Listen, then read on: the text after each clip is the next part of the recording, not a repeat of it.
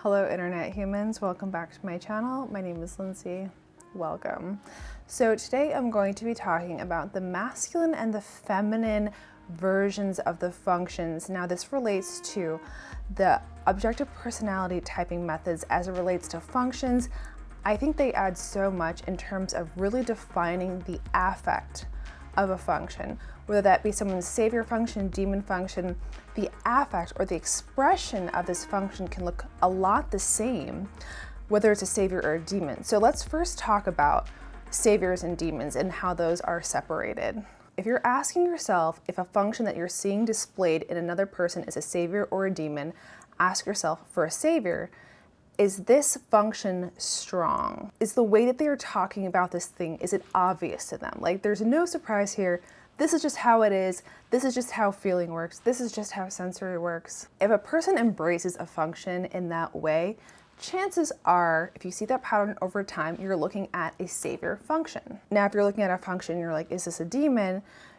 If a person is using a demon function, it's gonna be a little bit awkward. It might kind of look like they're trying to show it off, like, hey, look what I can do. But it doesn't feel natural. And one way you'll see demon functions expressed, especially in someone who's done more growth and work on themselves usually, is in their revelation, right, at some point in life. They have discovered blank, whatever it is. And the discovery, you're like, wow, that's really great and inspiring. But then you ask yourself, why did they just discover this now in life? It's something that's kind of probably known, has been discovered by many, but why are they discovering it now? So the masculine and feminine functions have a similar affect, whether or not they are a savior or a demon. However, them being a savior or a demon kind of defines how they work. Now you can compare this to, let's say, smartwatches, right? You could have a smartwatch, an Apple smartwatch, the thing is great. I've dropped this thing off the side of a building accidentally. It smashed on concrete. The thing still works. It's amazing. I'm not gonna get rid of it anytime soon. Compared to, let's say, that generic sort of Amazon knockoff smartwatch, it may look exactly like the Apple Watch, but you try to log into it and the applications don't really work like you thought they would, and then there's something rattling around in there, and then in 2 weeks the thing it's not really performing at all. So they can look the same a lot on the outside, but how it actually works is different. So that's how you can look at the masculine and feminine functions. That's how the watch looks, how it kind of looks like it should behave. It's affect, right? But then how it works, how it actually works, is how the function is going to be in a savior or a demon state. All right, and now thinking and feeling, they're on a coin, and sensory and intuition, they're also on a coin or an axis. If one is masculine, the other one has to be feminine on that coin. Think heads or tails, same thing on the other side. One is masculine, the other one has to be feminine. So what do the masculine functions look like? Well, generally speaking, they are kind of punchy. They are bossy, and they also have what we call dog energy. So dog energy, right? Like the dog will bark at the door, it's gonna bark, and then it kind of realizes who you are and they kind of back down. The masculine functions do the same thing. They kind of bark and they push up front, but then they'll kind of let go and let back. The feminine functions are a little bit different. They are more movable. They're kind of flexible with how things are going, but they have what we call cat energy. So the cat energy, the cat seems like it's being okay. It's kind of going with the flow until it claws at your face. The same thing with the feminine functions. They tend to be a little bit on the bitchy side. So there we go, that's masculine and feminine. Now we're going to apply them to thinking, feeling, sensing, and intuition. So before I go into this any further, just so you can reference this against my own type, my official OP type. So I have masculine intuition, which means I have feminine sensory as a demon. I also have masculine TE, which means I have feminine FI, also as a demon. So my two top functions are both masculine. In the OP write-out, that actually comes across as FM, because they always track sensory and they always track extroverted decider.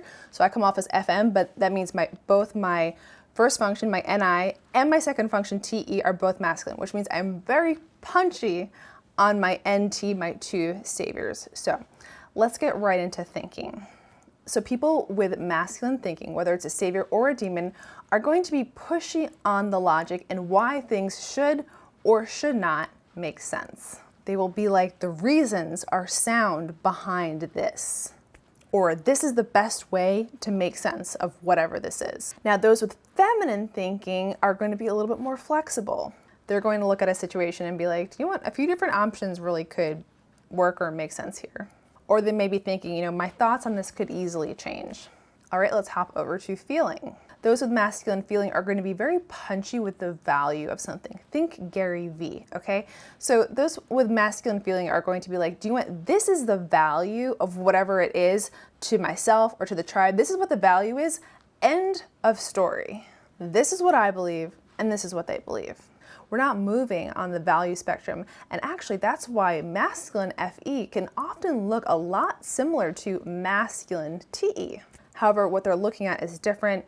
FE is looking at the value spectrum, what is desired, you know, what is liked or disliked, and TE is looking at the reason spectrum. For someone with feminine feeling, they're going to look at things more like, you know what, sometimes I value these things, and sometimes I don't. The value is movable, or the external value of things is always changing and moving. All right, let's hop on over to sensory. So masculine sensory is very pushy with the literal physical sensory world. They will literally hit, punch, shove things in the actual reality. But they also really acknowledge the fact that reality exists as it is in its current form. They also have a stronger memory of things that happened in reality, a better way of keeping track of time and dates. And that can be for people who have sensory as a savior or as a demon. Even those with demon is sensory, but it's masculine, you will see them often, you know, maybe they can't remember right away, but they'll go back through and they'll be able to pick up on that time, that date, that period in the timeline of life and actually latch back onto it. Let's compare that to feminine sensory. My demon feminine sensory. What a piece of work. So feminine sensory is generally more gentle with reality. I'm not a rough person, player, very much, at least in a conscious, normal, everyday state, right? I like to fight sometimes too, but not really. And so feminine sensory is more gentle with reality. We don't push literal facts as hard because, you know, facts will often change and move for us. So we don't push things in the same way as people do with masculine sensory. The sensory is fluid and it can be taken less literally. It can sometimes be up to interpretation of what actually did or did not happen. And the timeline of when things did or did not happen. You got me. I have no idea. Here's a really simple analogy. Masculine sensory looks at the cup on the ledge and says, this may spill, I should probably move it. Feminine sensory looks at the cup on the ledge and says, this may or may not spill, and walks away. Demon feminine sensory doesn't even see the cup on the ledge and she spills it. All right, moving on to our final friend, intuition. Masculine intuition. This is what could be, and this is the route to get there. This is the best way to go from A to B. That's especially masculine NI, my first savior. Masculine intuition in general will be like, this is the ideal solution. This is the plan. Feminine intuition is going to be more like, I see where there is, but there's a few different ways we can get there. We could possibly take the scenic route. And in general, they kind of believe that the plan, it can change. It's okay if it changes. Not that big of a deal. All right, guys, that's it for this video. I hope you learned a little bit more about the expression of these functions through the masculine and feminine aspects of them, their affect, how they come across, and I hope it helps you in your typing journey, whether that be personal or with friends and others. So I'll see you in my next video. If you'd like to spend some time with me, my link for Snug is down below. You can book a session and we can talk about things like cognitive functions. It's wonderful. And other than that, I'll see you in my next video and do all the things. Goodbye.